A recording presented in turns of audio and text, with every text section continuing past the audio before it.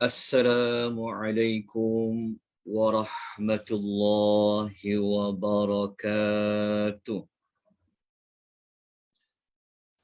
Alhamdulillahi rabbil alamin.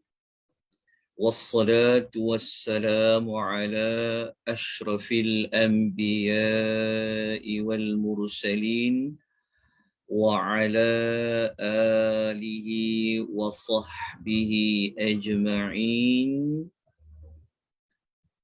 Amma ba'd. Muslimin dan muslimat rahimani wa rahimakumullah, tuan-tuan dan puan-puan yang Allah rahmati lagi Allah kasih sekalian. Alhamdulillah, pada petang ini kita dapat menyambung semula pembelajaran pengajian kita tentang 22 surah lazim yang bermula daripada surah Ad-Duha sehinggalah kepada surah yang terakhir di dalam Al-Quran, iaitu surah An-Nas. Dari 22 surah lazim tersebut, kita masih lagi membincangkan tentang surah Al-Humazah. Surah Al-Humazah. Yang mana surah Al-Humazah ini merupakan surah yang ke-104 susunannya di dalam Al-Quranul Karim. Buat pengetahuan, tuan-tuan dan puan yang Allah rahmati sekalian, petang ini merupakan siri yang kedua. Siri yang kedua bagi tadabbur suratul Al-Humazah. Ini bermakna sebelum daripada ini kita telah bertemu, kita telah bersama-sama buat siri yang pertama. Siri yang pertama telah kita jalankan dengan rahmat Allah Subhanahu wa taala pada tahun lepas yang bertarikh 23 Disember 2021. Pada 23 Disember 2021 itu adalah pertemuan kita kali yang terakhir bagi tahun tersebut, juga merupakan siri pertama suratul Al-Humazah. Jika kita hitung sehingga kepada hari ini, kita sudah tidak bertemu selama lebih kurang 3 minggu. Jadi minggu ini, alhamdulillah, tahun ini merupakan tahun yang merupakan hari pertama kita bertemu semula dalam tadabbur 22 surah pendek. Jadi bagi sesiapa yang tidak mengikuti siri pertama, saya galakkan supaya lihatlah semula rakaman yang berada di FB Akademi Tadabbur Malaysia pada tajuk Tadabbur Suratul Al-Humazah siri yang pertama. Siri yang pertama dulu, apa yang kita telah pelajari?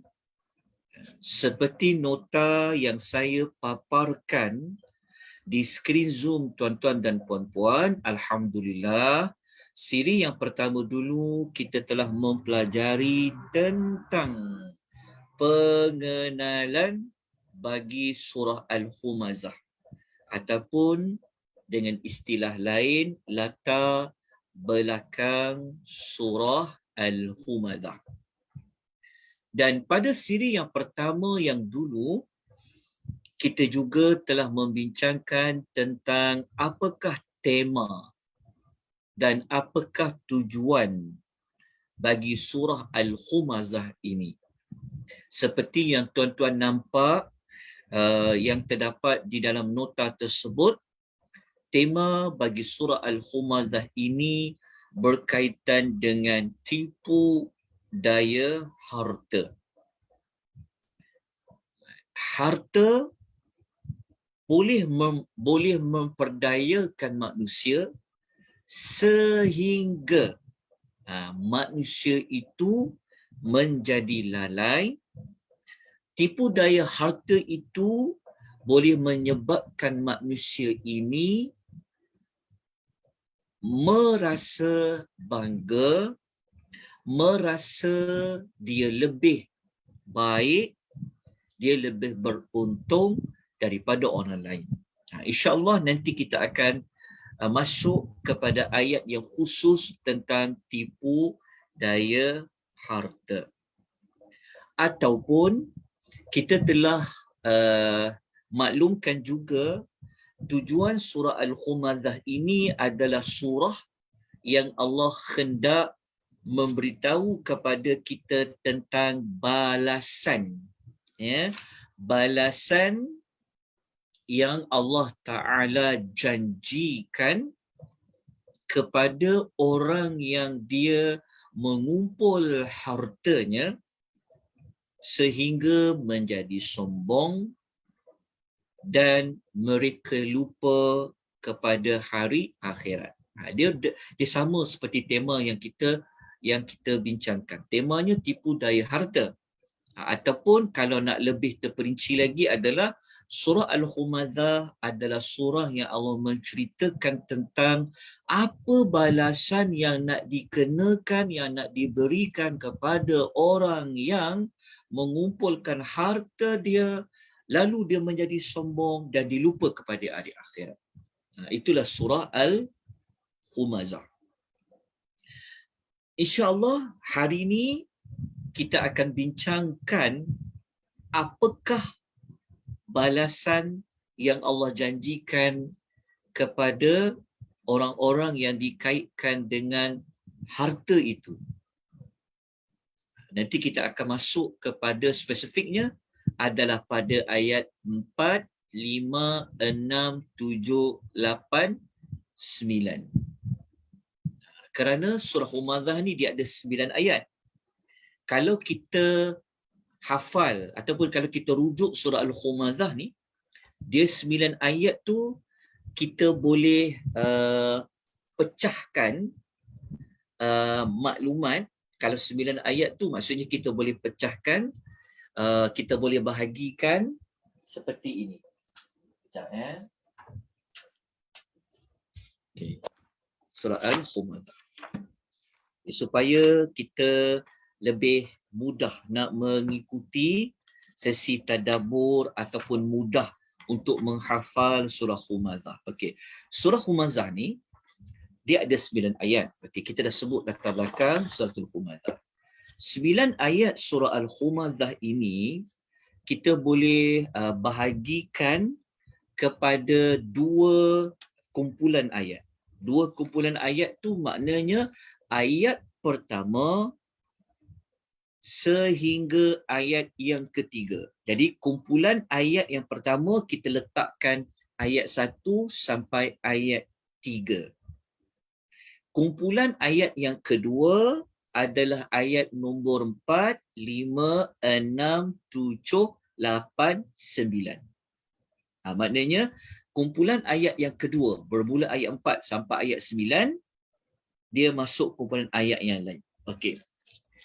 2 kumpulan ayat ini dalam surah Al-Humazah ini kita boleh letakkan maklumat di situ. Kalau ayat 1, 2 dan 3 ia berkaitan tentang kesalahan ataupun tentang perbuatan yang tidak disukai oleh Allah. Jadi ayat 1 sampai 3 Allah nak bagi tahu tentang sikap, perbuatan manusia yang Allah Ta'ala tidak suka. Itu ayat 1 sampai ayat 3.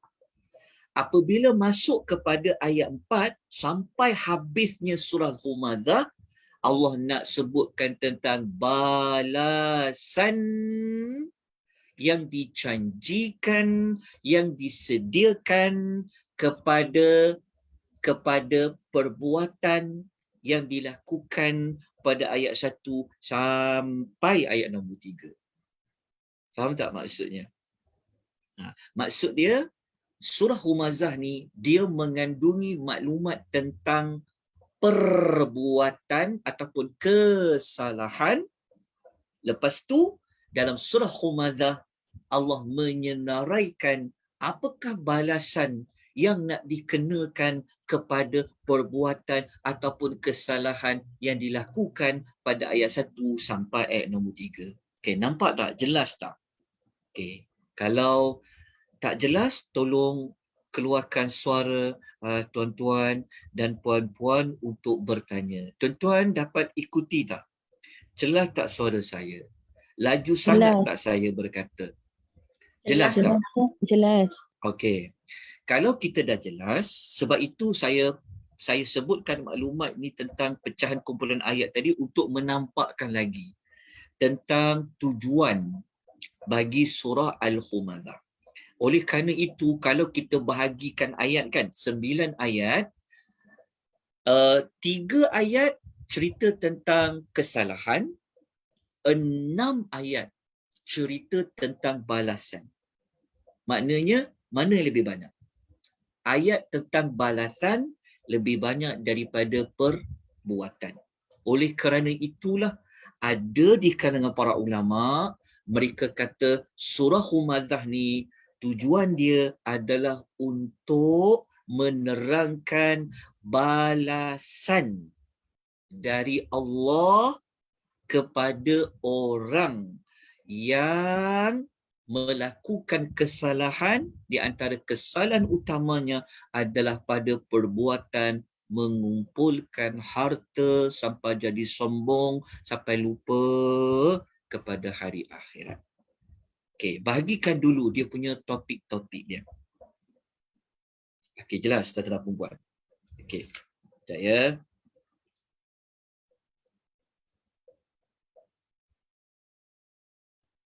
Okey. Kalau kita nak buat pecahan lain, maksudnya kalau kita nak bahagikan 9 ayat ni pula, dalam surah Al-Humazah ni, bolehlah kita, ini sebagai kaedah saja ya, untuk memudahkan kita faham, dalam surah Humazah ni, dia ada 5 kesalahan, 5 balasan. Maksudnya, ada 5 kesalahan dan ada 5 perincian tentang balasan. Dia bentuk 5. 5 kesalahan itu berada pada ayat 1 sampai ayat 3. Petang ni kita akan bincangkan. Kita akan jumpa apa 5 kesalahan tu. Lepas tu kalau kita ikuti sehingga selesai ayat 9 tu, kita akan dapat ada 5, dia bukan 5 balasan lah, tapi dia dikaitkan dengan cara Allah nak terang balasan tu, diperincikan tu, kita boleh macam perincikan macam, okey, balasan bentuk 1, bentuk 2, bentuk 3, bentuk 4, bentuk 5. Boleh, kita boleh bagikan seperti itu. Dah macam kita buka jalan dulu, okey, sebelum kita masuk kepada ayat pertama, kita sebut perkara ini terlebih awal supaya kita dah jumpa kunci dia, kita dah nampak latar belakang dia, so kita akan masuk daripada satu ayat kepada satu ayat. Okey. Ataupun ada satu lagi yang boleh kita nak kalau kita nak jadikan sebagai sinopsis awal lah. Okey. Kita boleh katakan bahawa permulaan ya. Okey, permulaan iaitu macam ayat pertama dalam surah Al-Humazah ni, Allah dah sebut dah sebenarnya balasan tu sebenarnya dah ada dah. Walaupun kita kata tadi ayat 1, 2, 3 pasal kesalahan, tapi sebenarnya sudah ada pun balasan tu. Tapi balasan itu Allah sebut umum sangat. Allah sebut umum dari sudut penggunaan perkataan wailun. Kalau kita baca ayat pertama kan, Allah sebut tentang wailun. Wailun ni dia sebenarnya dah membawa kita kepada balasan dah pun sebenarnya.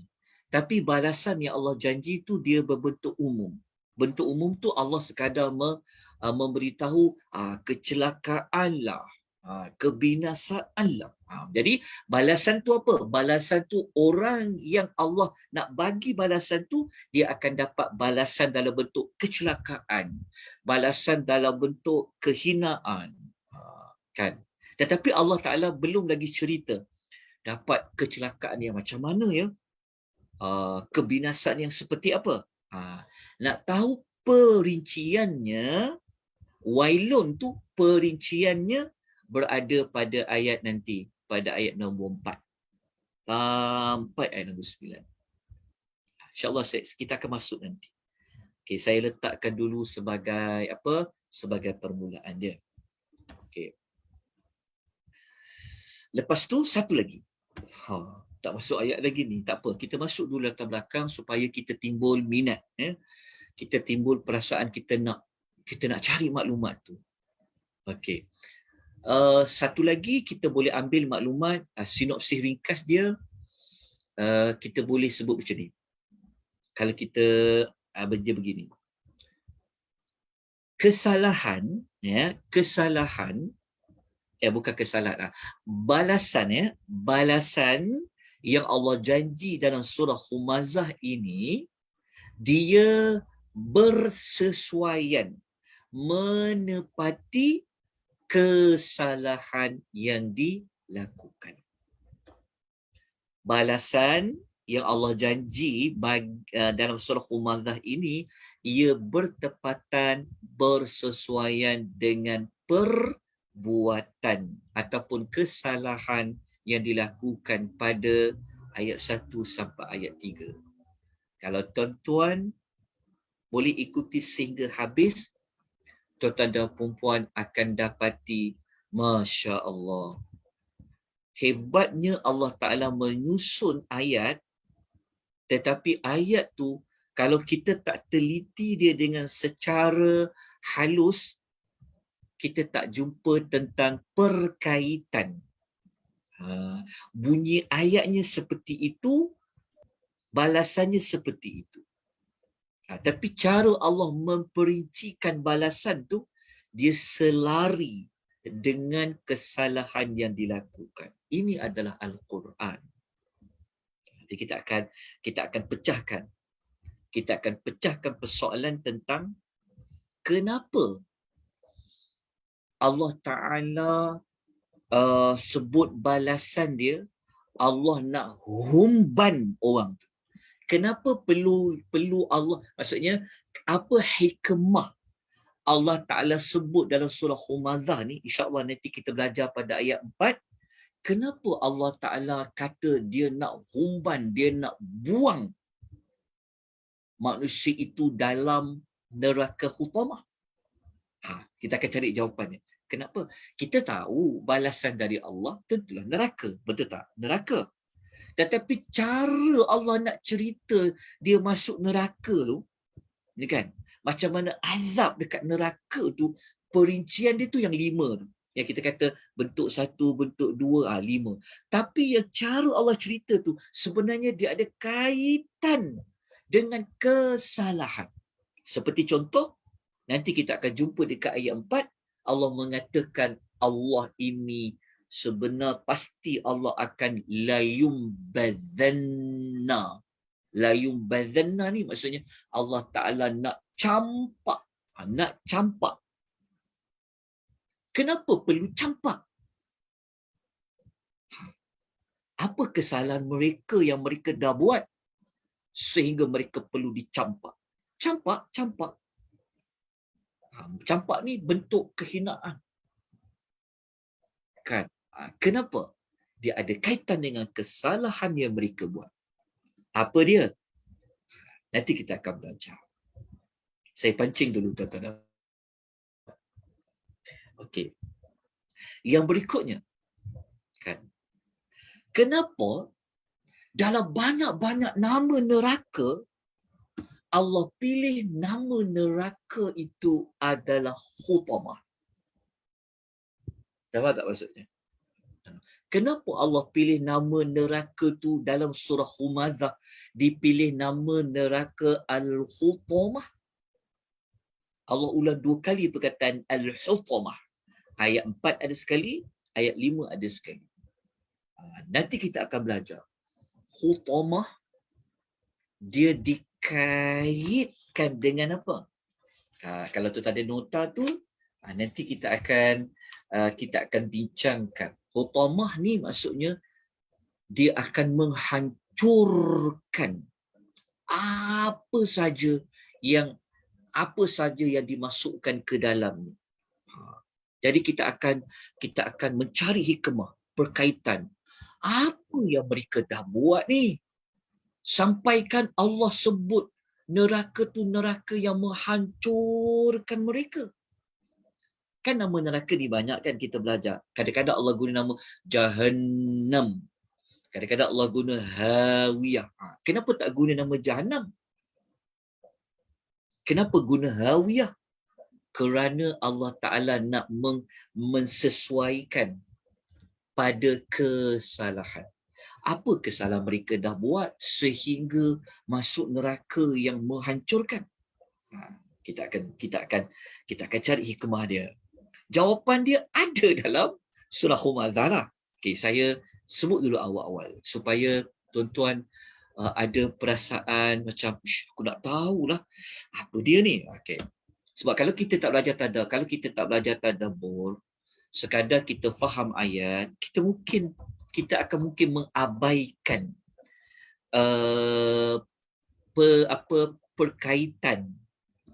perkaitan tersebut. Okey. Yang berikutnya kan, kenapa neraka yang Allah perincikan bentuk azab tu, bentuk balasan tu, Allah kata neraka tu dia punya panas api dia sampai rasa dekat al-afidah. Kenapa Allah Ta'ala cerita satu-satunya ayat di dalam Quran yang api itu kalau membakar rasa sampai ke jantung hati ni? Kenapa sampai macam tu? Apa kesalahan yang mereka dah buat sampai api tu nanti kalau kena pada mereka sampai dekat dalam jantung hati terasa panas? Apa kesalahan mereka?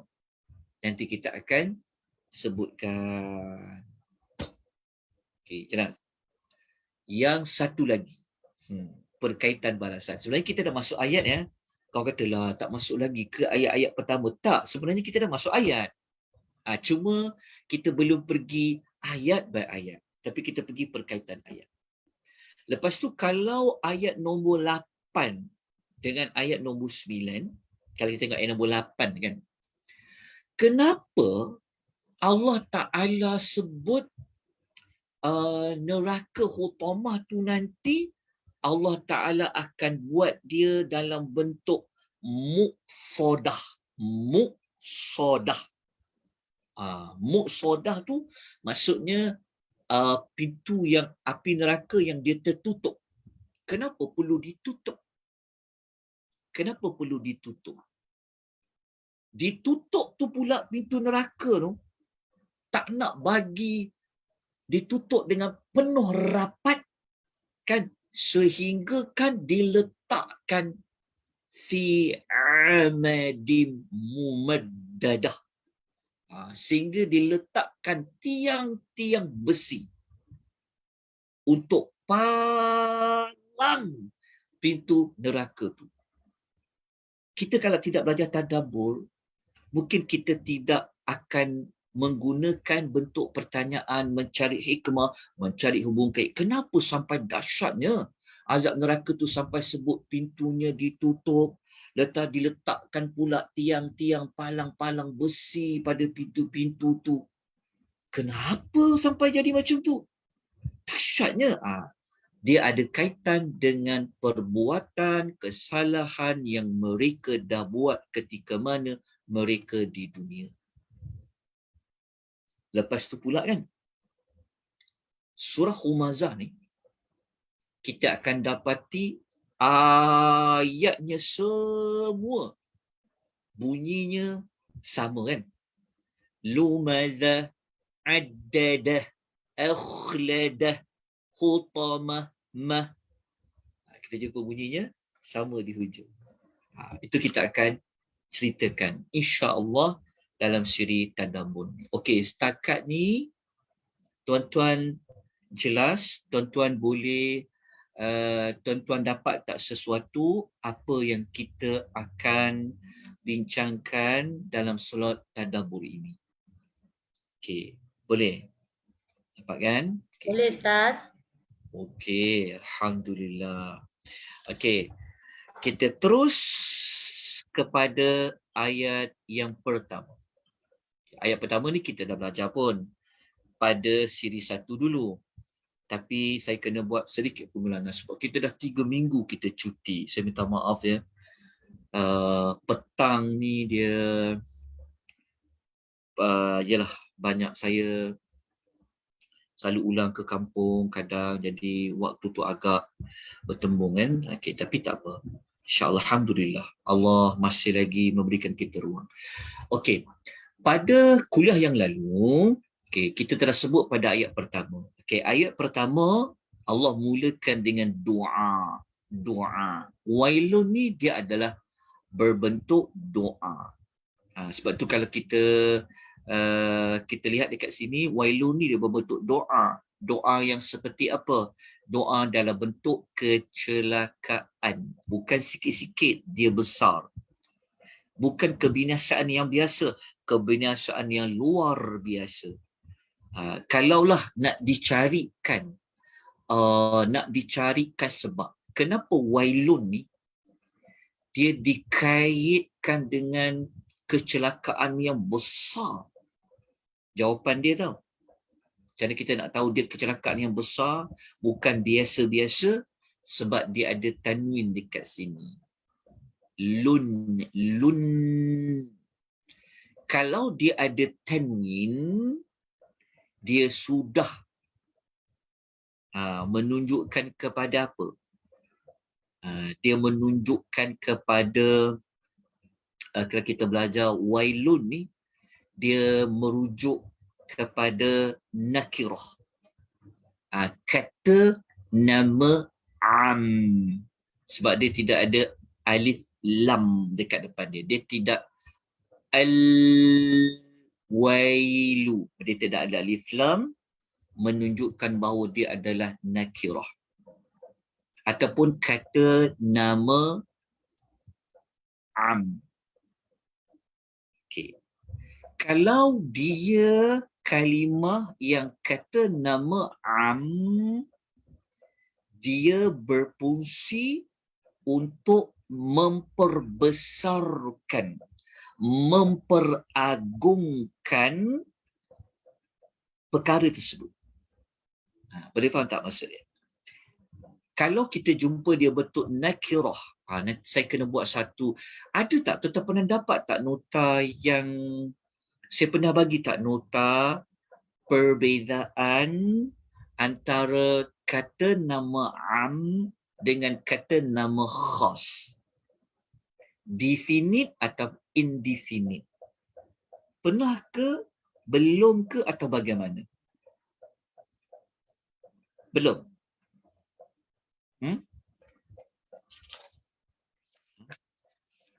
Tuan boleh dengar suara saya tak? Boleh kan?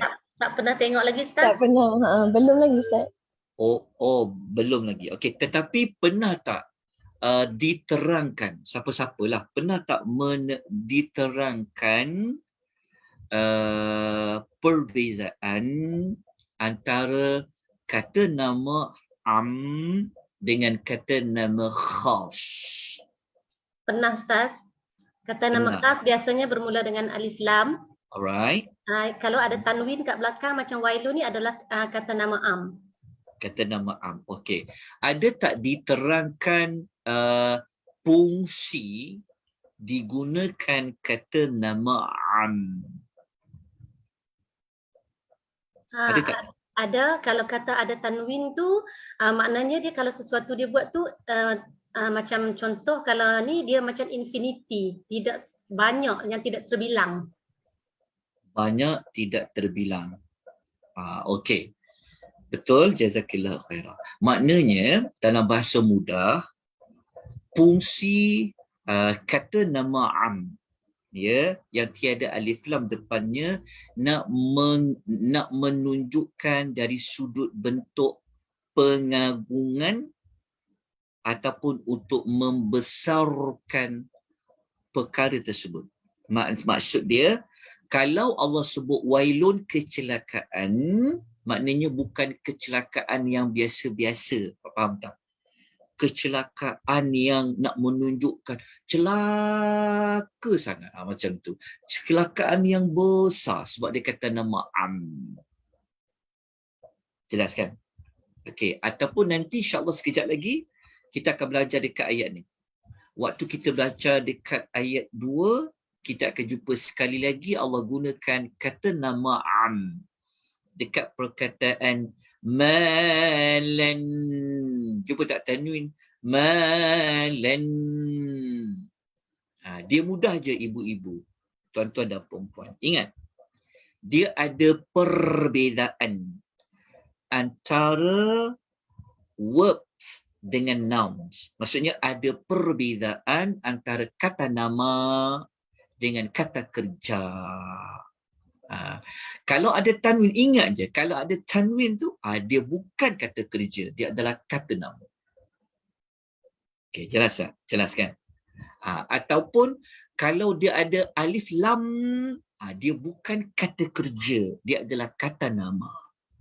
Seperti malan.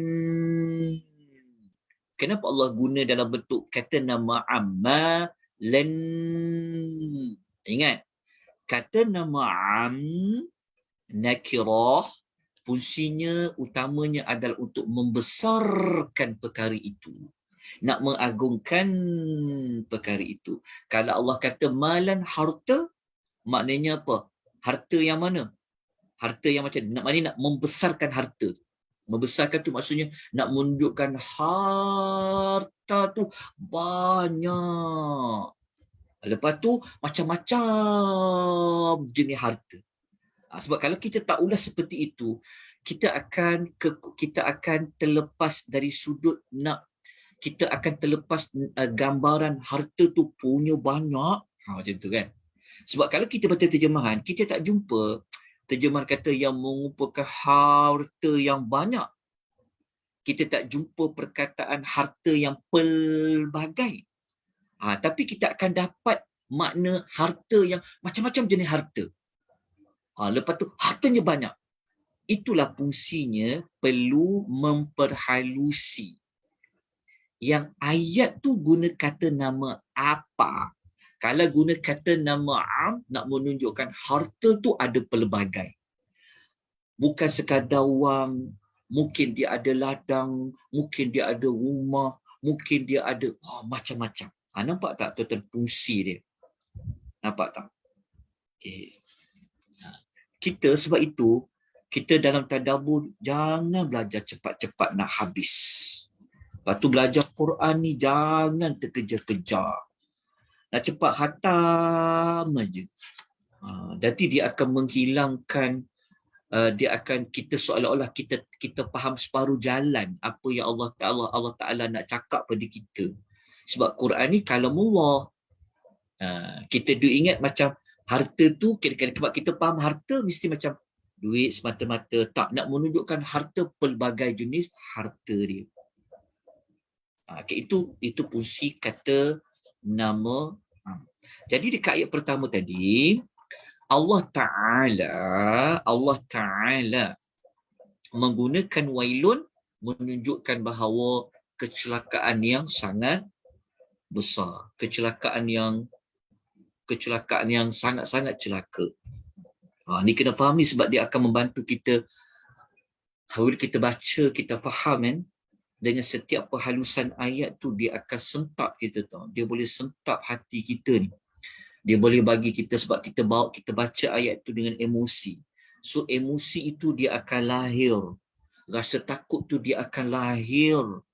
dengan kita memahami dengan jelas pada makna wailun. Sebab wailun ni Allah yang doakan. Allah yang cakap wailun. Jadi kalau Allah sendiri cakap wailun, kecelakaanlah. Bukan celaka yang biasa-biasa tau. Celaka yang sangat celaka. Sebab dia gunakan kata nama dah lain dah. Kalau kita tak perasan itu kata nama kata nama umum kan, dia akan kita tak dapat menghayati dengan lebih mendalam, tak boleh bawa kepada perasaan yang lebih mendalam. Kita rasa, kita fahamlah celaka tu macam teruknya dapat kecelakaan. Dia dah bawa satu tahap hati emosi kita terasa takut baca kan. Takut nak buat perbuatan seperti itu. Tapi dia akan lebih takut lagi kalau kita tahu wailun itu bukan celaka yang biasa-biasa, tapi kecelakaan yang sangat luar biasa, kecelakaan yang sangat berat. Kenapa? Kerana dia menggunakan kata nama Satu lagi. Dekat wailun ni, okey, tuan-tuan kena tulis sebab tidak semua saya ulas ni adalah nota ya tuan-tuan dan puan ya. Jadi tuan kena buat catatan. Wailun ni kan dia guna kata nama kan? Dia guna kata nama. Saya kena buat, saya nak tuan-tuan doakan doakan. Semoga nanti kita nak buat saya akan buat beberapa modul untuk bantu mendalami lagi tadabbur supaya kita akan dapat lebih luas dari sudut penggunaan tata bahasa. Sebenarnya tugasan ini ada kalau tuan-tuan dan puan-puan ikuti kelas setiap hari Khamis, setiap hari Rabu petang, kelas malam bersama Al-Fadhil Ustaz Amirul. Tapi saya dapati tak ramai yang boleh mengikutinya, sedangkan banyak ilmu yang Ustaz Amirul telah kongsikan. Kalau semalam Ustaz Amirul dia berkongsi kepada kita tentang hikmah. Kenapa ayat ini Allah mendahulukan? Kenapa ayat ini diakhirkan? Macam tu. Maknanya at-taqdim wa at-ta'khir.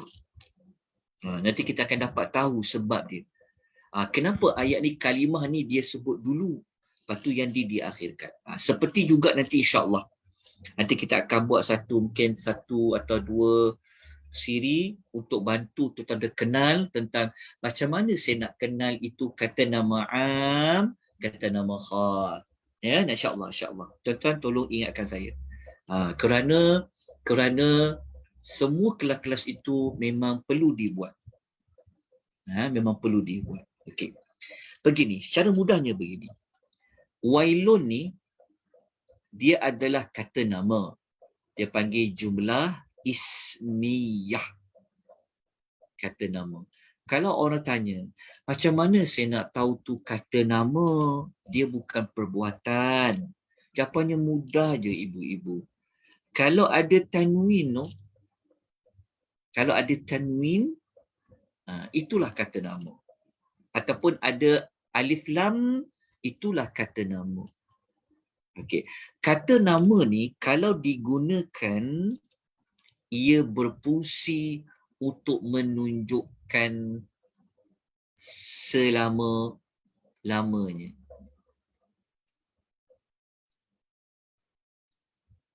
Selama-lamanya.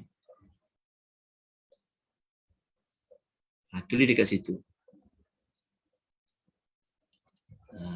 Ataupun bahasa mudah dia lain, berterusan.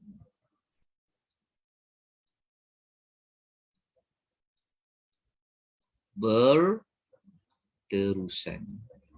Mohon maaf ya kalau petang ni agak nampak macam agak berat. Tak apa. InsyaAllah boleh faham. kata nama. Maksudnya Allah nak bagi tahu bukan sekadar kecelakaan itu dia akan dapat kecelakaan yang pelbagai sudut. Memang berat kecelakaan dia. Tetapi dalam masa yang sama mereka akan dapat kecelakaan yang berterusan.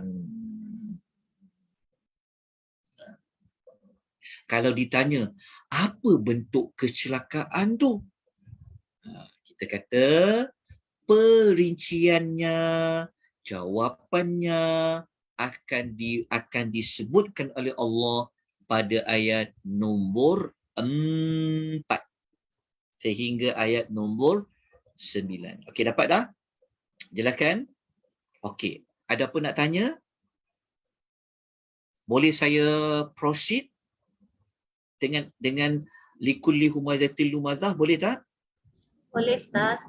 Okey, alhamdulillah, syukur pada Allah. Sebab saya bimbang juga, takut saya cakap terlalu laju.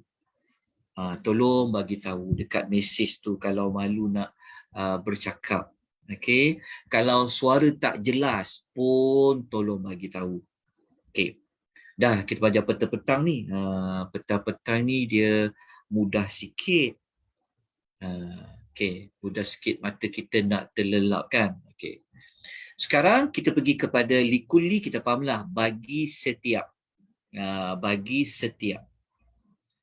Bagi setiap. Maknanya semualah. Humadzatil lumadzatin.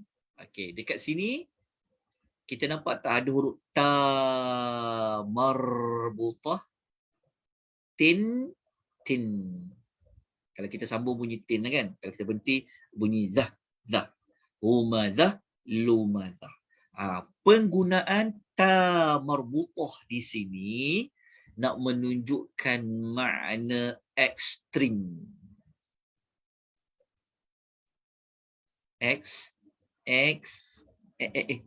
Betul. Allah, silap pula tulisnya. Membawa makna apa? Membawa makna ekstrim. Maksud dia apa? Dia punya perbuatan humazah dengan lumazah tu sangat melampau. Itu maksud ekstrim tu. Maksudnya humazah, lumazah ni, dua perbuatan ni bukan buat sekali-sekala, tetapi perbuatan ni sentiasa. Maksudnya banyak, acap kali. Nak menunjukkan acap kali tu, kan selalu buat tu, Allah sebut pada penggunaan ta marbutah di sini. Umadzah, lumadzah. Ataupun dalam bahasa mudah dia bersangatan lah. Dia panggil mubalaghah. Dia mengumpat, iaitu humadzah. Lepas tu dia lumadzah, dia mengeji di depan-depan. Perbuatan ni dilakukan secara kerap dan bersangatan lah. Sebab itu penggunaan kata humadzah dengan lumadzah. Maknanya kerja dia, masa dia, waktu yang dia gunakan, dia selalu mengumpat, dia selalu mengeji. Okay. Sebab tu penting kita perhalusi perkataan ta marbutah tu. Okey. Jelas dekat sini? Okey, dah boleh faham? Okey, sekarang kita tengok apa beza humadzah dengan lumazah. Apa beza dia? Okey. Kita telah kupas pada kuliah yang lalu bahawasanya kita tengok pendapat ni. Paling mudah kita ambil pendapat di sini. Yang ni tak apa kita tinggalkan. Pak waktu panjang. Okey. Di sini. Di sinilah kita ambil pendapat Al-Imam Asy-Syanqiti rahimahullah. Al-Imam Asy-Syanqiti dalam Tafsir Adwa'ul Bayan. Sebenarnya Al-Imam Asy-Syanqiti pun dia ambil daripada ulasan Ibnu Abbas radhiyallahu anhu. Okey, tengok dekat sini. Ya, ini kita terus pergi kepada apa beza humazah dengan lumazah. Lepas tu kenapa humazah duduk depan-depan, humazah disebut selepas humazah. Okey, kat sini. Ni kasar dia kata berdasarkan kedua ayat itu, bukan kedua ayat ni, maksudnya dia ambil yang ni lah. Dia ambil contoh-contoh ayat lain, kita tengok dekat sini. Okey. Kita ambil dekat sini. Tengok ya, dia kata perkataan al-lamzu. Al-lamzu ni itu yang dipakaikan pada lumazah. Al-lamzu munculnya perkataan lumazah. Jadi nak menunjukkan acap kali buat lamzu ditambahkan ta marbutah yang kita sebut tadi tu. Tu dia panggil lumazah. Okey, lumazah al-lamzu ni kita sebut tadi apa? Maknanya mengejek dan mencela pada waktu seseorang itu ada. Maknanya berada di hadapan. Jelas tak maksudnya? Al-lamzu maksudnya kalau bahasa kita mungkin mengkeji, mengejek, mengutuk. Apa saja perbuatan yang orang yang dikutuk, orang yang dikeji, ia berada pada saat dan ketika itu. Itu dia panggil al-lamzu. Okey, maksud dia begini. Maksud dia perkataan lumazah, okey, adalah bilangan banyak bagi perkataan lamaz, al-lamzu. Okey, banyaknya lamzu ditambah ta marbutah jadi lumazah. Okey, kalau kita nak tengok contoh di dalam Al-Quran, okey, ada Allah guna perkataan lamzu ni seperti mana surah Hujurat. Cuba kita tengok dalam surah Hujurat ayat nombor 11, kita akan jumpa Allah kata a'udzubillahi minasyaitonir rajim. Wala talmizu. Dekat sama tak dengan perkataan lumaza. Dekat ayat ni kata wala talmizu anfusakum. Janganlah setengah kamu mencela setengah yang lain. Mencela. Tapi kita sebut tadi apa guna perkataan lamzu seperti talmizu ataupun lumazah merujuk kepada orang yang dicela itu berada di hadapan, berada pada saat dia dicela. Begitu juga Allah gunakan perkataan lamzu ini pada surah Taubah ayat 79. Ni cerita orang munafik. Orang munafik ni pun dia suka al-lamzu. Allah kata allazina yalmizu. Dekat tak? Nampak tak penggunaan perkataan lam mim zai, al-lamzu. Maksudnya ni orang munafik yang mencela sebahagian orang yang beriman minal mu'minina fis sadaqat, tentang sedekah, mencela. Sebab tu orang munafik kalau kita belajar karakter orang munafik ni, dia sebenarnya dia rasa macam dia nak jatuhkan maruah orang, maka dia mencela. Dia mencela siapa tahu? Dia mencela orang-orang yang suka bersedekah. Kalau orang Islam tu sedekah macam sikit je sedekah, dia akan mencela. Mencela dia tu dia nak jatuhkan air muka orang tu. Dia kata, alah, kalau bagi sikit sangat tak payahlah. Macam tu. Tapi orang yang memberi tu ada dekat situ. Dia panggil itu perkataan yalmizu. Okay. Dan perkataan al-lamzu Allah gunakan juga dalam surah Taubah. Surah Taubah masih lagi kaitan dengan orang munafik. Allah kata wa minhum man yalmizuka fis sadaqah. Dia pula perkataan yalmizu lamadha. Rupa-rupanya perkataan lumaza, al-lamstu, dia digunakan juga pada surah-surah yang lain, termasuklah surah Al-Humadah. Jelas tak dekat situ yang ni? Jelaskan. Jadi kenapa digunakan ada ta marbutah lumadah, nak menunjukkan bersangatan mereka dalam mencela, mengeji seseorang yang lain. Okey.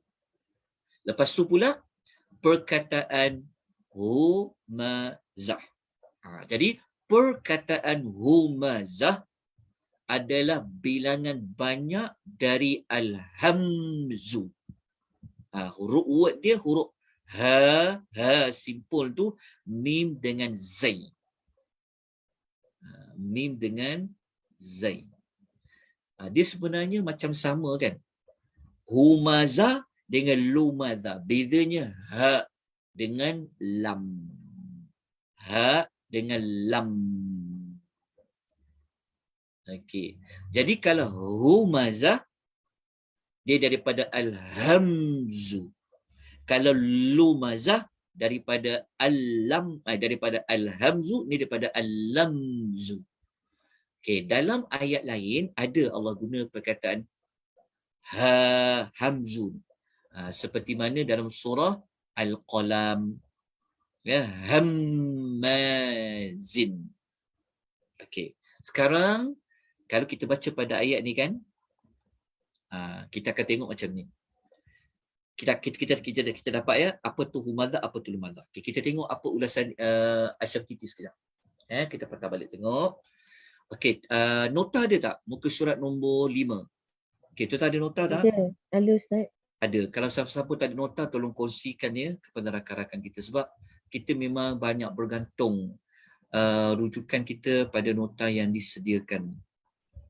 Okey, kalau kita cakap secara verbal lisan saja, nanti kita takut tersalah. Yelah, kadang sebut bunyi tu macam sama kan, nanti nak tulis huruf apa ustaz tu sebut. Tapi kalau nota ni kita lebih jelas. Okey, kita tengok dekat sini. Asy-Syafiti mengatakan lagi. Dia kata okey. Lepas tu dia kata dia ulas al-lamzu, maksudnya orang itu hadir di hadapan, bukan pada waktu tiada. Jadi kesimpulan dia beginilah beza dia. Al-humazah, ha tu humazah, orang yang dikeji, dia tiada dekat depan, dia tak ada dekat situ.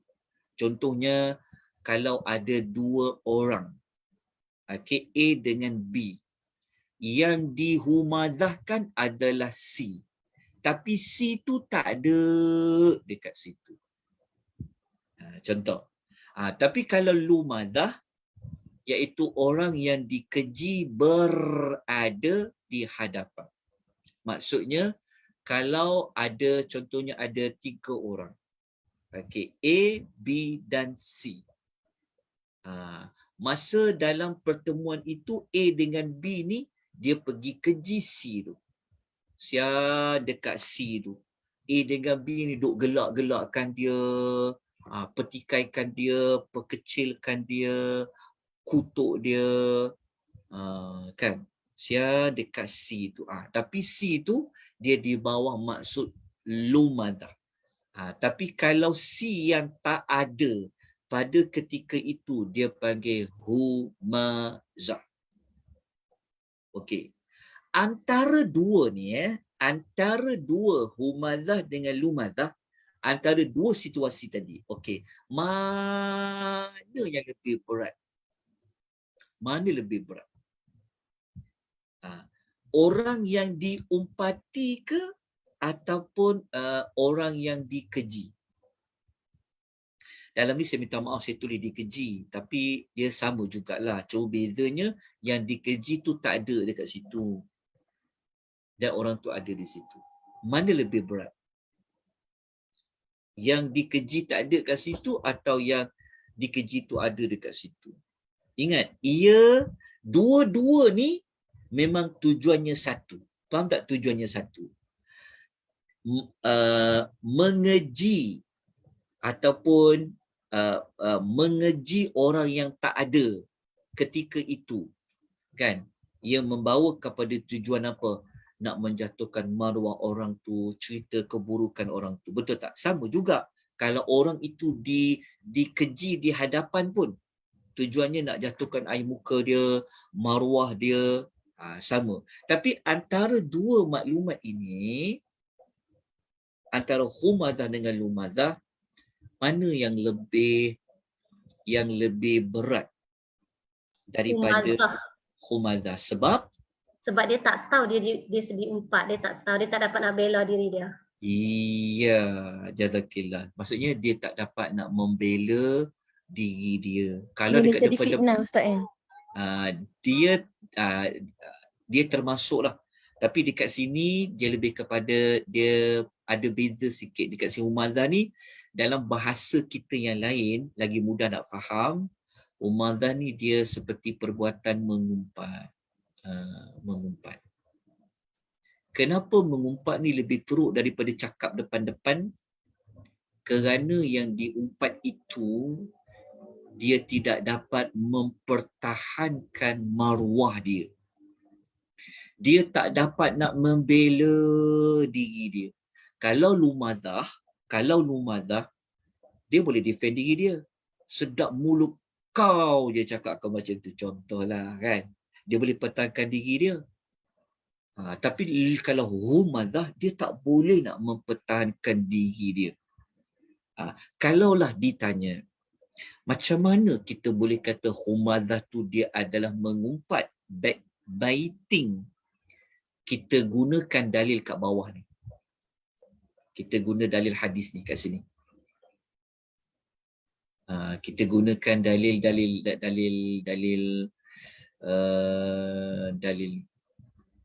Kita gunakan ayat ni lah. Tengok surah Hujurat ayat nombor 12. Surah Hujurat ayat nombor 12. Kalau kita baca ayat ni, kita akan dapati jawapan. Ialah mengumpat ni dia lebih teruk daripada lumadah. Okay, kalau kita tengok dia punya keterukan dia tu kan, Allah datangkan dalam bentuk perumpamaan ini. Wala yaghtab ba'dukum ba'dha. Jumpa tak perkataan yaghtab? Yaghtab. Ada perkaitan dengan huruf ghin, dengan huruf ba. Wala yaghtab ba'dukum ba'dha. Allah kata, janganlah sebahagian kamu mengumpat sebahagian yang lain. Kenapa tak boleh mengumpat sebahagian yang lain? Allah kata, ayuhibbu ahadukum ayyakula lahma akhihi maita fakaritum. Allah kata, adakah seseorang dari kamu suka memakan daging saudaranya yang telah mati? Allah kata, korang semua ni suka ke kalau makan daging saudara kamu yang dah mati? Maksudnya, kamu orang ni suka ke makan mayat kawan kamu sendiri? Bahasa mudahnya seperti itu. Tentulah kamu akan rasa jijik. Allah kata kan, takkan nak makan mayat. Tapi sebenarnya Allah Ta'ala nak menyebutkan bahawa kalau kamu mengumpat, seperti mana kamu memakan mayat kawan kamu yang dah mati. Sebab tu kita tengok ulasan Ibn Al-Qurtubi kata apa? Allah menyamakan mengumpat seperti orang yang makan bangkai. Makan bangkai tu maksudnya makan mayat orang dah mati. Ya kan? Seperti orang makai kerana, kenapa? Kerana orang yang sudah mati, dia tak tahu dagingnya dimakan sebagaimana orang yang masih hidup. Tidak mengetahui umpatan yang dilakukan oleh orang berumpat. Maksudnya macam ni. Orang mati, dia boleh pertahan tak diri dia? Kalaulah ada orang kata, kalau ada orang makan daging orang mati lah contoh. Orang mati tu boleh tak dia kata, boleh tak dia pertahankan diri dia daripada orang makan dia? Tak boleh lah. Sebab apa? Sebab dia dah mati. Dia tak boleh nak mempertahankan diri dia daripada orang makan daging dia. Macam itulah kata Imam Qurtubi. Kalau orang yang masih hidup, orang umpat dia, dia tak tahu orang sedang mengumpat dia. Maksudnya apa? Dia tak boleh nak mempertahankan diri dia, membela diri dia seperti mana orang mati yang tak boleh mempertahankan daging dia daripada orang makan. Nak mengatakan betapa buruknya, teruknya mengumpat ni, disamakan seperti memakan daging saudaranya yang lain. Maksudnya macam tu. Okey. Dalam Al-Quran, kalau kita tengok dari sudut susunan ayat kan, kita pun nampak seperti ada jawapan tu sebenarnya. Tengok dekat sini. Kan? Nombor satu Allah sebut apa dulu? Allah susun yang pertama, Humadah. Nombor dua, Lumadah. Mengapa disebut pertama Humadah dan Lumadah? Apa makna di sebalik penyebutan pertama Humadah dengan Lumadah? Wallahu ta'ala a'lam. Ada di kalangan para ulama, mereka yang mengkaji tentang mengawalkan, mengakhirkan sesuatu kalimah, menunjukkan kenapa sebut Humadah dulu. Nak menunjukkan apa? Keterukan. Humadah ini berbanding dengan Lumadah. Keterukan dia. Okey. Jelas tak? Boleh faham Okey. Sekarang kita dah faham. Okey, sekarang kita pergi kepada macam mana boleh jatuh kepada mengumpat. Macam mana boleh jatuh kepada ghibah. Okey, kita tengoklah hadis dekat bawah tu. Dekat bawah tu. Cuba tak definisi mengumpat. Sekejap lah perempuan ni, saya ada sesuatu.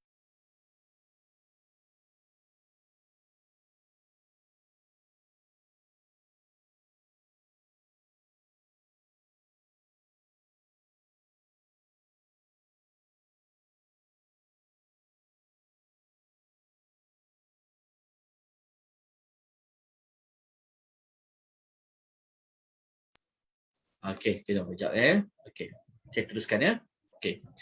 Okey, apa tu definisi yang dikatakan mengumpat? Kita rasa kalau lepas kita dengar, lepas kita tengok susunan kan, Humadah dengan Lumadah ni, ya Allah. Dua-dua tu tak boleh sebenarnya. Dia apa saja perbuatan yang membawa kepada menjatuhkan air muka seseorang, jatuhkan maruah orang, memang tak boleh. Sama ada dalam bentuk orang tu, secara orang tu tiada kat situ ke ada kat situ, sebenarnya memang tak boleh, dilarang dalam agama. Maklumat tu diterang lanjut dalam surah Al-Hujurat lah. Okey, sekarang kita nak ambil maklum tentang macam mana boleh jatuh kepada mengumpat tu, kepada humazah tu. Okay, kita tengok apa kata Nabi SAW. Manusia yang paling tahu tentang sesuatu adalah Rasul SAW. Maka kita rujuk apa kata Rasul. Rasulullah SAW pernah bertanya kepada para sahabat, adakah kamu semua tahu apakah yang dimaksudkan dengan hakikat ghibah? Nampak tak perkataan ghibah? Kita dah sebut dah pun sebenarnya pada siri pertama dulu. Gariskan perkataan al-ghibah. Nampak? Dia ada perkataan macam perkataan ghaib. Ghaib kan tahu kan? Ilmu ghaib. Perkara ghaib. Itulah al-ghibah. Jadi kata, adakah kamu semua tahu apakah dimaksudkan dengan hakikat al-ghibah, iaitu mengumpat? Para sahabat ni memang kalau dia tak tahu, dia cakaplah Allah dan Rasulnya yang lebih mengetahui. Lepas tu Nabi pun memberikan ciri yang dikatakan al-ghibah ini. Nabi kata, engkau menyebut tentang apa yang dibenci oleh saudaramu. Engkau sebut, engkau cerita, engkau sembang apa yang dibenci oleh saudaramu. Sebut dekat sini sebenarnya bukan sebut dengan mulut je. Melukis, membuat isyarat, menyindir, itu semua termasuk. Melakonkan, itu semua termasuk dalam menyebut. Jangan duk faham sebut ni hanya pada bercakap, tak. Menulis, melakar, melukis, menyindir, buat bentuk isyarat yang dibenci oleh saudaramu. Kalau kita lukis muka seseorang kan, hidung dia panjang kan, contoh kan. Kita lukis kan, contoh. Apa tujuan kau lukis hidung dia panjang? Kawan yang kau lukis hidung dia panjang tadi tu, dia benci dengan lukisan itu. Dia panggil mengumpat. Dia panggil mengumpat. Contoh kalau hidung panjang dalam bahasa kita apa? Hidung panjang. Ada tak simbolan dalam bahasa kita? Ada tak? Hidung panjang ni apa? Tak tahu kan? Saya sebut contoh je lah. Okey. Hidung tinggi kan? Hidung tinggi. Wallahu ta'ala alam. Okey. Betul. Dia macam body language, body shaming tu dia termasuk lah.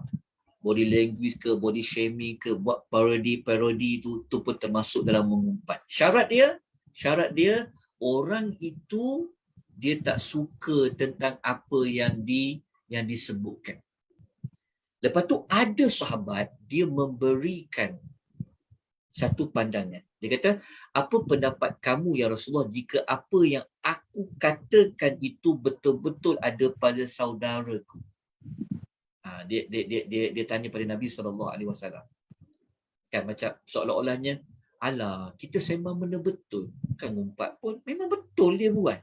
Memang dia ada benda tu. Memang perangai dia macam tu.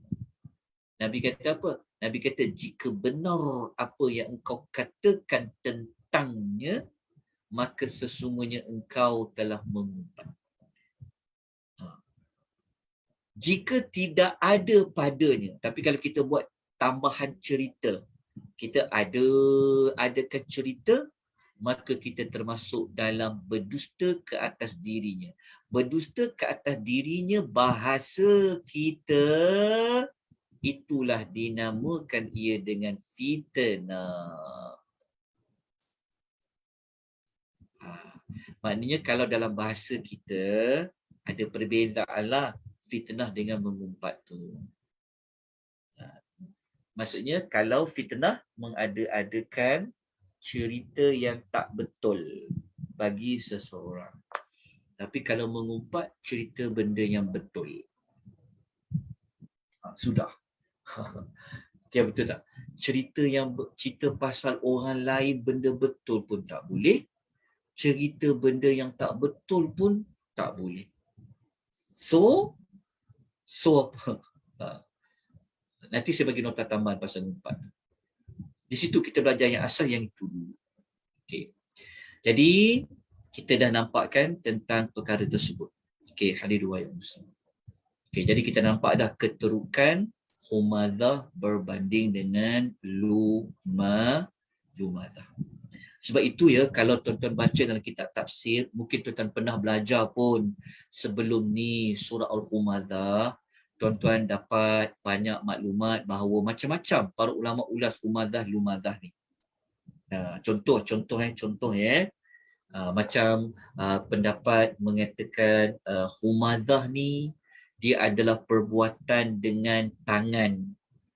Kalau Lumadah perbuatan dengan lidah. Kalau ikut pendapat lain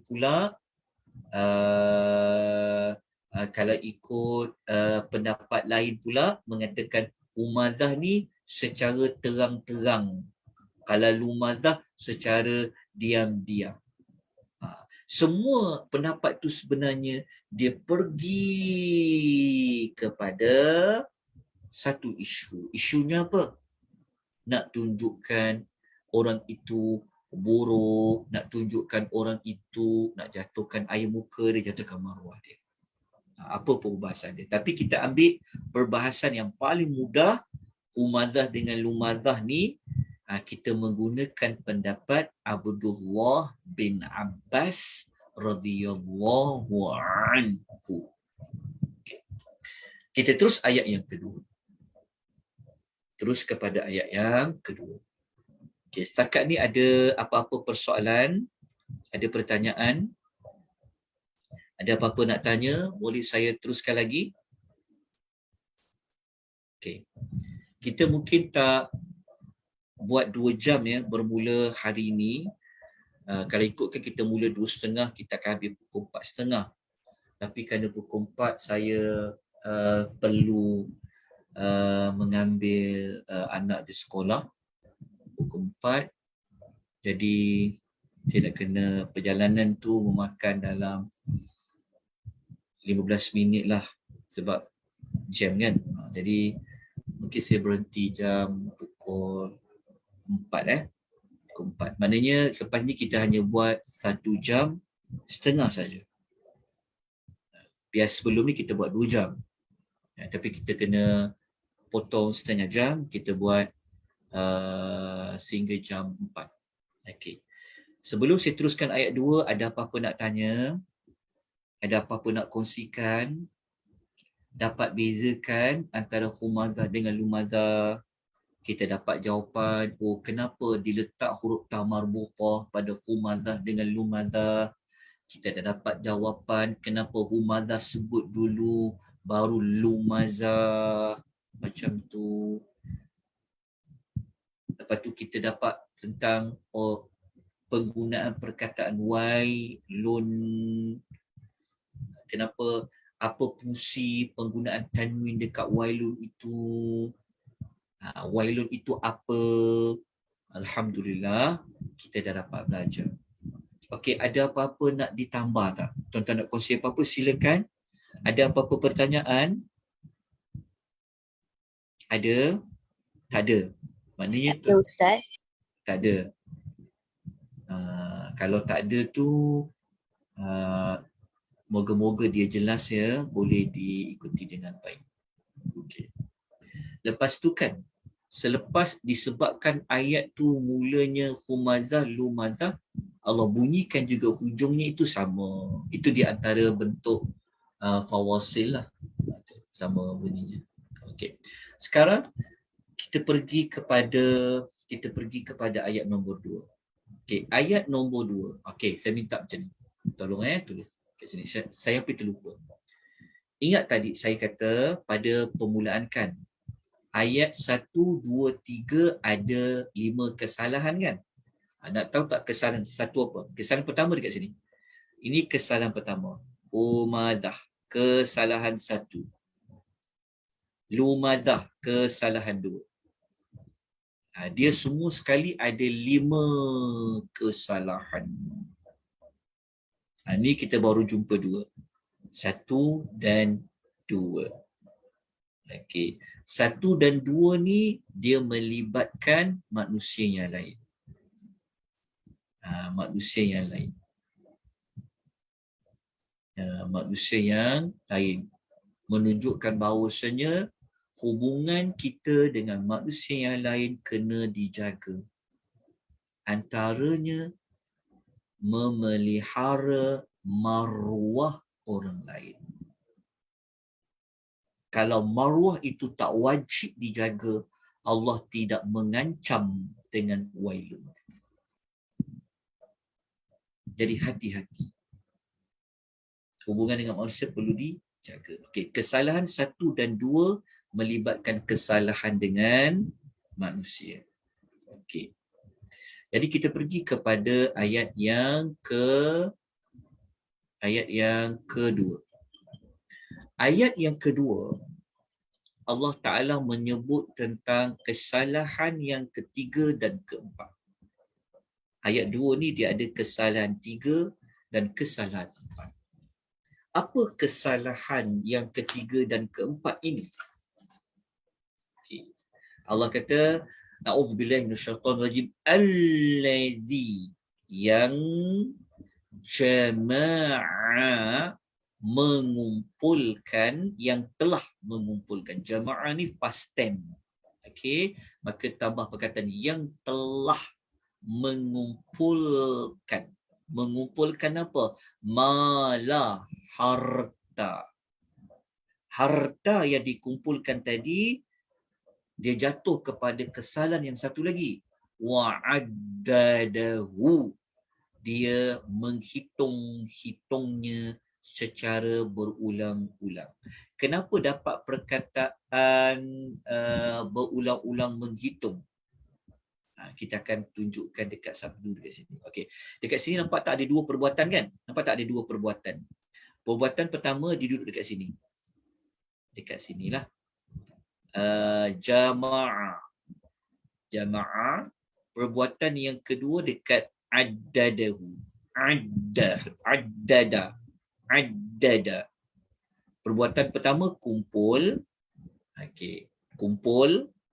Perbuatan yang kedua addada, iaitu kira. Maknanya kesalahan pertama kira, yang pertama kumpul, yang kedua kira. Jadi kalau kita gabungkan pada ayat yang pertama, jadi dekat ayat 2 ni ada kesalahan ketiga lah. Kesalahan ketiga adalah kumpul. Kumpul. Kesalahan keempat, dah dia kumpul, dia kira. Sudah, takkan mengira tak boleh. Nanti kita akan kupas.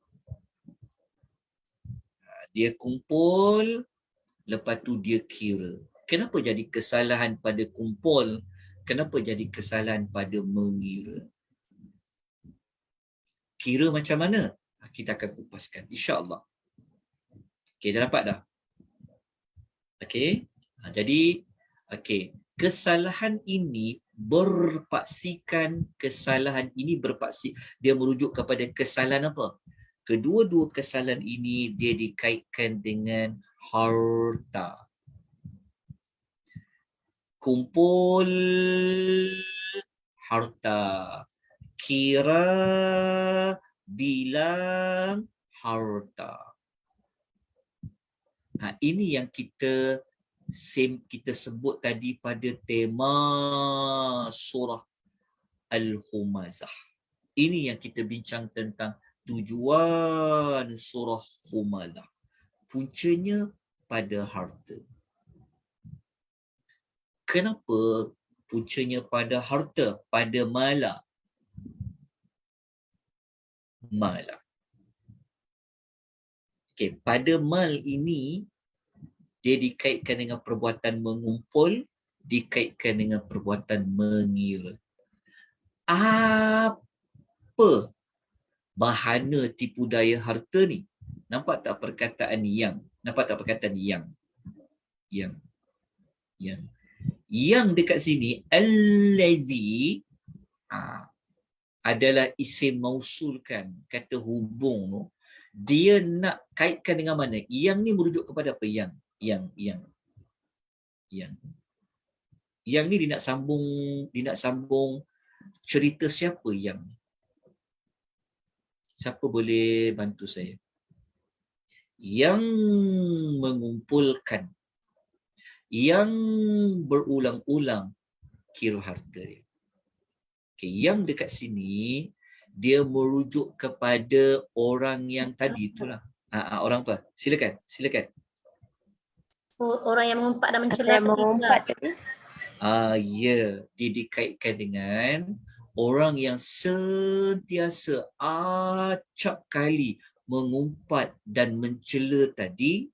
Mereka ini juga sebenarnya terlibat dengan perbuatan ketiga, kesalahan ketiga, kesalahan keempat dari sudut harta. Apa perkaitan kalau kita baca di sini kumpul dan bilang, maknanya orang tu harta dia banyak. Harta dia banyak. Macam mana kita tahu dia banyak? Isu dia. Kumpul dan dia kira. Macam mana kita nak tahu dia banyak? Okay. Dekat perkataan malan, seperti yang kita sebut awal-awal tadi, malan dekat sini, ni adalah kata apa? Kata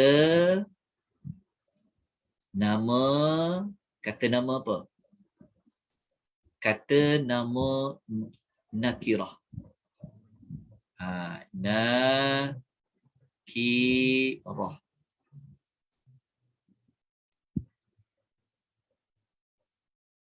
Nakirah. Jadi kenapa Allah bunyikan dia mala nakirah? Tengok dekat bawah ni. Dekat tafsir Murayat 2 kan. Nakirah, tulis dekat situ. Nakirah ni apa? Nakirah ni maknanya kata nama am. Kata nama am. Pada perkataan malan bertujuan untuk tafkhim.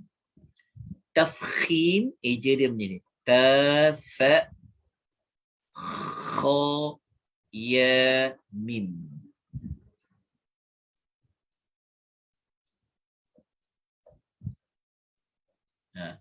Ta fa kha ya mim. Tafkhim. Tafkhim tu maksudnya apa? Maksudnya dia mengumpulkan harta yang banyak. Jadi cara nak membesarkan sesuatu tu, nak mengagungkan sesuatu tu, dia guna kata nama am. Kata nama namanya umum. Harta kat situ tu maksudnya apa saja jenis harta. Dia umum. Sama ada dia berbentuk harta alih ke, harta tidak alih ke, apa saja. Kerja dia mengumpul. Okay. Sebab itu digunakan bentuk nakirah. Maknanya kita kena tulislah. Maksudnya kenapa guna malan? Kenapa ada tanwin malan untuk nakirah? Nakirah ni dekat sini dia ada dua lah. Okay. Yang pertama untuk ni lah, untuk menunjukkan harta tu banyak. Sudut yang kedua nak menunjukkan bahawa harta itu maksudnya adalah kata nama umum bagi segala jenis harta. Okey, bagi segala jenis harta lah. Okey, dah jelas dekat sini? Okey, dia mengumpul. Kenapa perbuatan mengumpul harta ini tak boleh? Dekat sini, mengumpul dekat sini, dia bukanlah seperti kita menabung. Kan? Kalau kita menabung, dia berbeza. Mengumpul dekat sini merujuk kepada mengumpul sehingga mengabaikan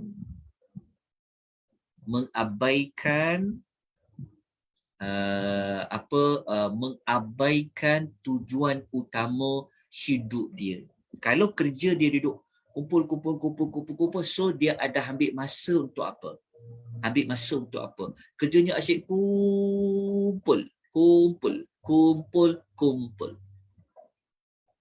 Kita faham tak maksudnya? Kenapa mengumpul tu termasuk dalam kesalahan yang ketiga? Kerana mengumpul itu akan makan masa. Kumpul. Okey, faham tak maksud dia? Dia kumpul. Sebab itu, kalau kita masih ingat, surah Al-Humazah dia terletak pada surah apa? Selepas surah apa? Al-Humazah. Siapa boleh sebutkan? Al-Asr. Surah Humazah dia terletak selepas surah Al-Asri, kan? Okay, surah Al-Asri itu berkaitan dengan apa? Tentang orang yang rugi. Orang yang rugi, kan? Rugi dengan masa yang Allah beri pada hidup dia, kan? Okey. Tapi inilah perkaitan dia. Kalau kita tengok pada nota tu, pada permulaan muka surat nombor 3, kita dah terangkan apa hubung kait surah Humazah dengan surah sebelumnya. Menunjukkan bahawa manusia yang rugi dalam surah demi masa tu kerana apa? Antara sifat dia, kerja dia buat apa? Kumpul harta dia. Lepas dia kumpul, dalam waktu panjang nak kumpul. Lepas tu pula dia buat apa? Wa'addadahu. Dia menghitung harta yang dikumpul. Dia hitung dekat sini, dia kira, bukan kira macam sebulan sekali ke, 6 bulan sekali ke kira. Kerja dia, maksudnya kalau dulu ada akaun bank kan, tiap hari duk cocok tengok, ada berapa nak akaun aku, ada berapa. Kalau dulu ada online, tiap hari duduk, masa dia duduk fikir, kan, duduk tengok. Dia kira tengok mana kurang, mana boleh tambah. Dia kira. Tak kumpul satu bab dah makan masa nak kumpul kan. Kumpul. Tak cukup kerja siang, kerja malam. Tak cukup malam, kumpul lah. Dia kerja je kumpul. Lepas tu pula, dia mengira-ngiranya, dia menghitungnya. Macam mana kita nak tahu menghitung dia ni macam banyak dia hitung? Macam mana kita nak tahu dia dalam bentuk dia banyak menghitung? Kan, kita tengok penggunaan sabdu kat sini. Nampak tak huruf sabdu ni? Wa'addada. Wa'addada. Ada kata sabdu kat sini kan? Sabdu kan? Sabdu. Sabdu di sini berfungsi kepada menunjukkan sering. Kat sini. Dia sering kira. Kerja dia banyak mengira. Saya nak tanya tuan puan. Kalau kira cash flow, betul tak? Kalau kita kira macam kita kan, bayangkan kalau kita satu hari, okay, kita ambil masa lah, contohlah. Kita keluar duit kita, lepas tu sekejap lagi petang, malam, cuba kita kira. Hari ni belanja apa. Banyak tak masa perlu? Banyak tak kita kena kira? Banyak kan? Kita kalau kita kira contoh kalau kita nak buat kiraan, tak salah tahu pada menghitung tu. Tuan jangan salah faham. Tak salah pada menghitung tu. Tapi ada orang habis masa dia pada duduk kira hitung. Macam nak tambah. Kalau tuan-tuan, kalau kita kira kan berapa dapatan, berapa masuk, berapa keluar, berapa debit, berapa kredit, kira. Panjang masa tau nak mengira tu. Solid. Jadi ada orang ni dalam hidup dia tu, dia dengan harta dia tu, kerja dia apa? Kira saja. Nak tahu kira dia punya banyak, sering kali dia ada sabdu kat sini. Wa'addadahu.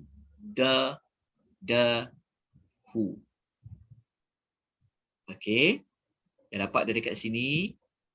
Dah jelas dah? Okey. Nampak kan? Dia kira. Okey. Nanti kita bincangkan. Kenapa dia ni nak selalu mengira-ngira? Dengan dia kumpul dan selalu nak mengira, apa tujuan dia? Sampaikan perbuatan ni Allah janji dengan wailun. Nanti kita akan bincangkan. Mengumpul. Tapi kalau kita kaitkan dengan surah sebelum ni, kita tahu dah. Dia berkaitkan dengan masa. Ya tuan-tuan, kita kalau nak kira, seposen kita belanja kat mana, ya Allah, panjang tu. Kumpul satu resit. Contoh kalau tuan-tuan pernah, kalau kita bayar, biasanya kalau macam kita nak bayar cukai kan. Tengok cara kita nak buat dia punya nak kira tu. Ya Allah, panjangnya masa nak ambil. Itu pun kita hanya setahun sekali ke kan. Kita taklah ambil masa yang sangat. Tapi ada orang ni, ada tu sering kerja ni kira je. Nanti kita akan tengok kenapa dia kira. Kenapa dia kumpul dan dia nak mengira hartanya. Dan jawapan, dan sebelum kita tamatkan, kita nak cari jawapan. Apa kaitan harta ni dengan humadah dan lumadah? Apa perkaitan dia? Sedangkan kita kan kata ini adalah sifat kesalahan ketiga dan kesalahan keempat. Okey, tuan-tuan, kalau orang yang banyak harta ni, karakter dia macam mana? Karakter dia boleh bawa jadi karakter apa? Bongkak. Dia akan jadi macam proud, kita tu rasa macam Dia mudah je. Bangga diri. Dia boleh buat kepada kita tak hukum manusia secara keseluruhannya, tetapi sifat untuk berbangga diri tu, kita rasa kita lebih baik daripada orang lain itu, ia boleh berpunca daripada harta. Betul tak? Daripada harta. Jadi kalau kita pakai, kadang-kadang tengok orang lain, kadang kita pun rasa macam orang lain yang biasa-biasa bawah pada kita ni macam dia mudah je. Kalau nak tahu betul tak betul, cuba tengok cara kita dengan orang-orang di bawah lah pada kita, berbeza pangkat sikit, kita ngaji tinggi, tengok dia dah rasa lain dah, pendapatan dia lebih besar daripada adik-adik, dia dah mula rasa lain dah, dia beza. Dia mudah je, macam kita dengan tuan gaji kita lah kan. Kita pandang orang gaji kita ni macam, ya Allah, kadang-kadang pandang macam engkau ni macam sebab apa? Sebab aku bos, aku harta banyak, kau makan gaji dengan aku. Dia ada. Tuan-tuan faham tak? Dia sifat macam tu inilah yang perlu diperbaiki. Jadi oleh kerana dia menganggap dia bagus, dia ada segala-galanya dengan harta yang dia ada, yang dia kira itu, maka dia mudah-mudah aja nak merendahkan orang lain. Cara nak merendahkan orang lain itu, kutuklah orang tu, umpatlah orang tu, kejilah orang tu. Tu ada berkaitan dengan humazah dan lumazah. Dan di zaman Nabi, orang yang paling banyak diumpati, yang dikeji, tentulah Rasulullah dan orang-orang Islam. Kan Rasulullah bukan orang kaya. Sahabat-sahabat yang masuk Islam orang miskin dengan ramai. Tetapi mereka ni kerjanya asyik kalau kumpul, kutuk Muhammad, kutuk orang Islam. Sama ada dekat depan ataupun di belakang. Turun surah Humazah menyebut tentang kesalahan dan juga pada perbuatan. Jadi minggu depan insya-Allah kita akan kupas lagi tentang kenapa Allah Ta'ala tidak suka perbuatan kumpul dan menghitung. Tadi kita dah kaitkan sedikit sebanyak, ada kaitan dengan masa yang diambil. Fokus hidup yang utama tu telah hilang. Sepatutnya memikir tentang akhirat tu. Tapi habis banyak masa pada kumpul dan hitung. Cuba kita tengok anak-anak kita hidup dia macam mana. Cuba tengok ahli keluarga kita. Kan? Kalau kita tengok, kadang kesian tengok anak-anak kita kan. Kesian dia sampai masa rehat pun tak ada. Sebab apa? Ingatnya kita tak kata salah buat overtime ke. Tak. Tuan-tuan jangan salah faham maksud saya. Tapi kita nak bagi contoh, kita nampak masa yang diambil tu. Dia kaitan ya. Jadi kita pun berpesan-pesan lah. Kita kata, mak tengok engkau ni Angah, kata, siang malam kau ni kerja. Engkau kerja siang malam ni janganlah sampai engkau lupa tanggungjawab engkau tu sebagai suami. Kau jangan lupalah ibadat-ibadat kau yang lain. Jelas ya? Itu sebagai satu contoh bagaimana kita nak gunakan ayat di dalam kehidupan. InsyaAllah minggu depan kita jumpa sekali lagi. Siri ketiga nanti kita akan kupas tentang ayat nombor 3. Jadi kita dah dapat 4 kesalahan yang ada pada manusia yang dijanjikan wailun.